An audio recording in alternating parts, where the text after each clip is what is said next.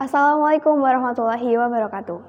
Ladies and gentlemen, I'm Husnana Fi'ah from Muhammadiyah Al Mujahidin Senior High School, Gunung Kidul. In this time, I'm going to deliver you a short story about Karna, son of the sun god.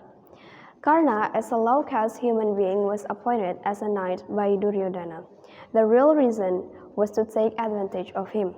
Karna's indebtedness to Duryodhana, who made friends regardless of caste, and gave him a position of wealth and power, had blinded his heart. Karna knows that he cannot escape his oaths and promises, but he still tries to remind and prevent Duryodhana's wrath, but again loses to the shamanic king Anggakarna or Adipati Karna in the Mahabharata story. There are pros and cons in his life. He was the son of Dewa and Ratu Kunti, but had to live and grow up as a charioteer's son. Karna is a tough knight, but continues to be defeated because of his caste. Life is full of abuse and humiliation until Duryodhana is raised to caste and rank, which becomes a snare for his life. Karna was born from the mistake of his mother, Dewi Kunti, who used the spell given by a rishi to summon God. She was curious and wanted to try it.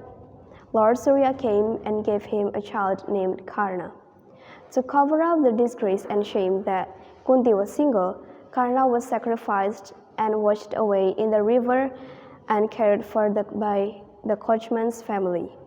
However, Karna was still protected by his father with a vest and a magic earrings from Batara Surya. Karna can look at the sun even when it is very hot. His life is full of struggles and sacrifices.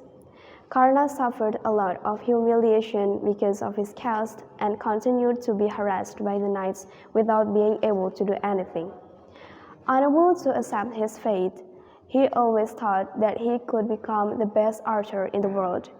He didn't care about his status as a descendant of a charioteer, but he always tried to seek archery wherever he went.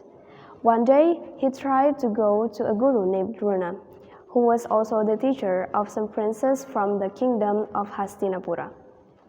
Karna was rejected outright when he volunteered himself to be the teacher's disciple. Even so, at that moment, he met Duryodhana and also Arjuna. Then, Karna continues his journey to find a teacher, and he found Ramaparasu, a Brahmin. Karna, in his various lives, was cursed. One of them is by the Ramaparasu for disguising himself as a Brahmin, where Karna would forget all his knowledge in a critical moment. Besides that, Karna was also cursed by the Brahmins for shooting a helpless calf, even though it was not his fault. Karna is classed the main knight because he is not the charioteer's son, and he is also a knight. His power and intelligence are unmatched. At the time of the Bharata Yuddha war, he realized that being the eldest brother of the Pandavas showed his superiority and promised to Kunti that he would only focus on Arjuna to kill him. He also thought that Kunti's children stayed 5. Karna or Arjuna died, the Pandavas would still remain 5. He promised to his mother that he would take care of other Pandavas. Karna was willing to hand over the vest and magic earrings given by Lord Surya to Lord Indra as an offering. Karna ended the suffering of Abhimanyu, who was beaten by the Kauravas, even though he had to accept the revenge of the Pandavas, especially Arjuna. Karna realized his mistakes and sins and accepted a curse as the expiation for his sins and karma in the Bharata Yuddha war. In the end, he had to accept his destiny to be die at the hands of Arjuna. Karna's virtue and sacrifice were not in vain.